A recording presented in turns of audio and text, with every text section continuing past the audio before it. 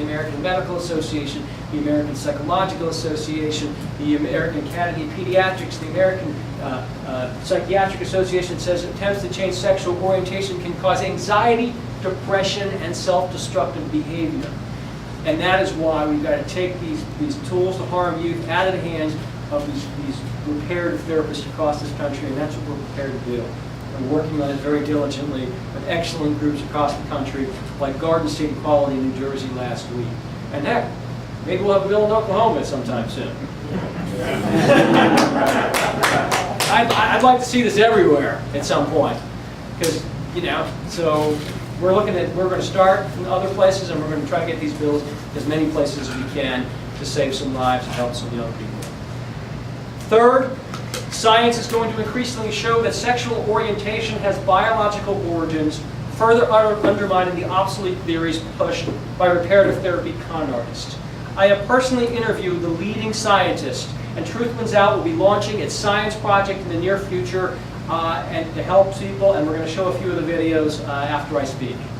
Fourth, as public opinion continues to rapidly shift, there will be less demand for ex-gay services, and that's good, and that's going to push them more overseas as the market dries up slowly but surely over here. We've seen a decrease, for example, in the conferences. When I first started doing this, Love Went Out was packed. They were filling mega churches. People were lining up. It was standing room only to get in these places. And now that's not the case. Each year they dwindle a little bit more. And that's why Focus on the Family got out of this business, because they're a little more business savvy. And they looked, and with their Love Went Out program, they said attendance is falling, the polls are changing, people aren't buying what we're selling. Let's sell it back to Exodus International, we'll take it. And they did, and the program has gone from several thousand people to each event to a point where it's gone now, that Exodus is at business, but we saw a remarkable drop in attendance. So we are seeing that market slowly but surely dry up, and I'm very glad to hear that. Finally, we will see more ex-gay defections in the future and scandals. Why? Because the greatest indicator of future behavior is past behavior. And ex-gay history shows us that these leaders behave badly because they are like actors playing a role until the final curtain of reality comes crashing down, and it almost always comes crashing down. In 1998, the religious right launched a $600,000 Truth and Love advertising campaign that they were so excited about they called it the Normandy Landing and the larger cultural wars.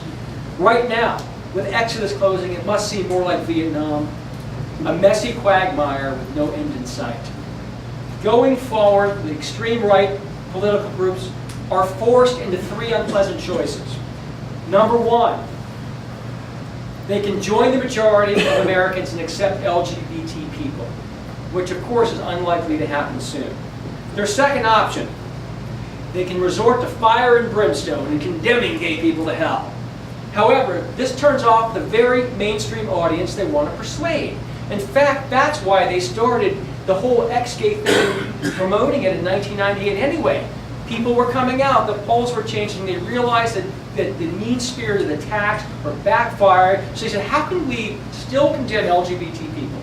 How can we still try to pass laws to hurt them, but claim we love them? And the answer is simple, the ex-gay myth. We're going to embrace that. And they did, and it worked for a while, until it started to backfire. So how can they go back to fire and brimstone now, when if it wasn't working in 1988, it sure as heck isn't going to work now, when the majority of Americans support marriage equality? So they're kind of out of luck there too. Number three, their third and final option, and their most likely option, is they'll continue to support the idea of the ex-gay myth, but without enthusiasm, without investment. They're not going to sink money into it. They're not going to really promote it. It's going to be very tepid support. But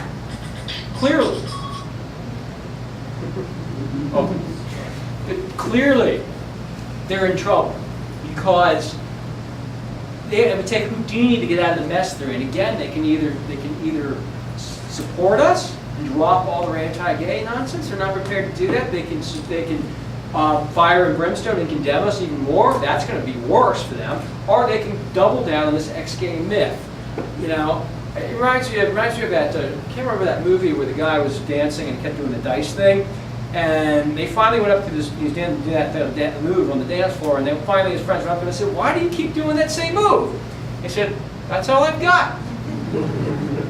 This is all they've got, the ex-gay myth. That is, I mean, the religious right is this ex-gay myth. There's not much they can do except acceptance. And of course, we're seeing more churches do this. In fact, I've talked to some people who go and actually talk to some even conservative pastors.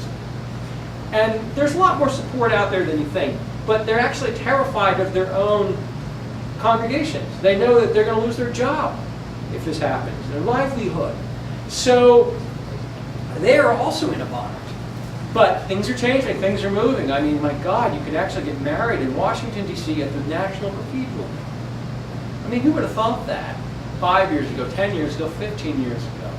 We had heroes like Gene Robinson from the Episcopal Church, somebody I greatly admire, a great man, who started changing hearts and minds. And we see this across the entire country. So we're going to slowly but surely, and these opponents and these churches like to say that these are absolutes. Well, they're absolutes, they're absolutely wrong. And when you start seeing public opinion on marriage hit around between 60 to 70%. It's about 53 right now, 53, 54. When it hits around 60, higher, you're going to suddenly start seeing suddenly start seeing people change and have revelations. Just as they did with the race issue. For example, the Mormon Church didn't allow African American priests until 1978. Suddenly, when that was no longer acceptable and they were threatened to be put in the far fringe and be condemned harshly, there was a revelation that came down. And you're going to see many revelations coming about LGBT people as well in the coming years. Every year you see just watch the poll there, 60 plus on marriage, you're going to start seeing some changes in these areas. And I mean, we saw it with Congress.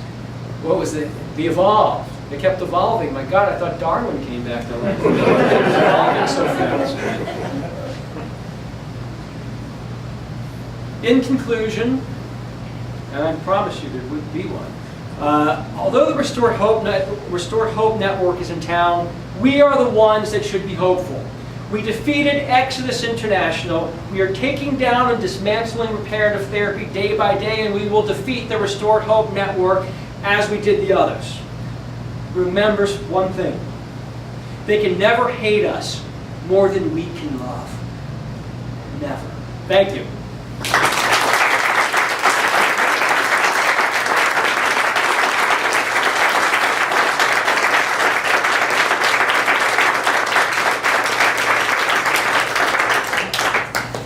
Now we're going to show you some home movies of when I was 6. No, I'm kidding. We're going to show you some science. We're doing our science project.